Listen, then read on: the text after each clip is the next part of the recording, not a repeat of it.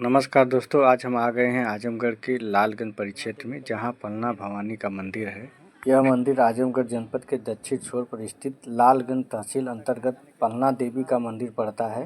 दुर्गा माँ का यह मंदिर अत्यंत ही जागृत है। लोगों का मानना है कि इस स्थान पर माता सती के पैर का कुछ भाग गिरा था, जिसका प्रमाण वर्षों पहले खुदाई करने पर प्राप्त हुआ था। तब से इस स्थान पर माँ भगवती की पूजा अर्चना की जाती है। माना जाता है कि माँ नेक दिल से आए अपने भक्तों की मुरादें पूरा करती हैं। यह एक सिद्ध स्थान है। इस स्थान का जिक्र ऋग्वेद में किया गया है।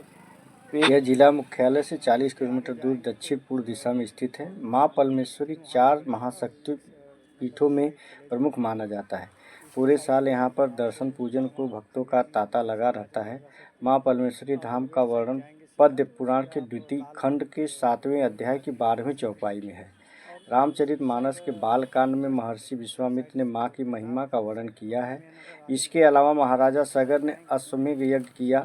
महाभारत के वन पर्व में वर्णित है कि जब पांडव पुत्र वन गए थे तो नारद जी ने धर्मराज युधिष्ठिर से इस स्थल के बारे में बताया और वह उनकी प्रेरणा से यहाँ आए थे। भगवान गौतम बुद्ध की पाली भाषा में लिखित ग्रंथ में वर्णन है कि भगवान बुद्ध अपने शिष्य आनंद के साथ इस स्थान पर आए थे। इतना ही नहीं, ग्रंथ भोज प्रबंध के अनुसार राजा भोज ने यहाँ यज्ञ किया था। पुराणों के अनुसार राजा दक्ष द्वारा यज्ञ में अपनी पुत्री को आमंत्रित न करने पर अपने को अपमानित समझकर माँ सती ने यज्ञ कुंड में कूदकर जान दे दी थी। तब भगवान शिव माता सती के मृत शरीर को कंधे पर रखकर तीनों लोकों में भ्रमण करने लगे, जिससे भूचाल आ गया। अनर्थ की आशंका से भगवान विष्णु ने सती के शरीर को अपने चक्र से कई टुकड़े कर दिए, जिसके 4 प्रमुख टुकड़ों में से चौथा भाग पलना में गिरा, जो माँ परमेश्वरी देवी के नाम से पूजित है। हिंदू धर्म में श्रेष्ठ लोगों के पैर की पूजा होती है। राहुल संकीर्तन जी ने भी यहीं के रहस्य की खोज की थी। ऋग्वेद में भी इस स्थान का वर्णन है। राहुल संकीर्तन जी ने भी यह सिद्ध किया था कि पलना देवी का जो ये मंदिर है बहुत ही प्राचीन है और बहुत ही जागृत है। यह मंदिर ऐतिहासिक है। इसके बारे में भी इन्होंने इस रहस्य की खोज यहाँ पे आके किया था।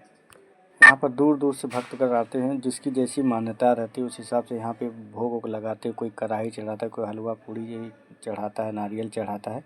यहाँ पे एक पोखरा भी है। सुना गया है कि इसमें भी कोई स्नान करता है तो उसको स्किन की कोई भी समस्या रहती है तो निकल जाती है। माना जाता है कि गुरुवार या मंगलवार के दिन 4 बार जो स्नान करता है इस पोखरे में, वहाँ उसका स्किन का जो समस्या रहता है वो निकल जाता है। यहाँ पे शादी भी होता है, जैसा चाहिए उस हिसाब से यहाँ पे शादी करता। धर्मशाला भी है यहाँ पे, और यहाँ पे अच्छी पार्किंग की व्यवस्था है। जय हो पलना।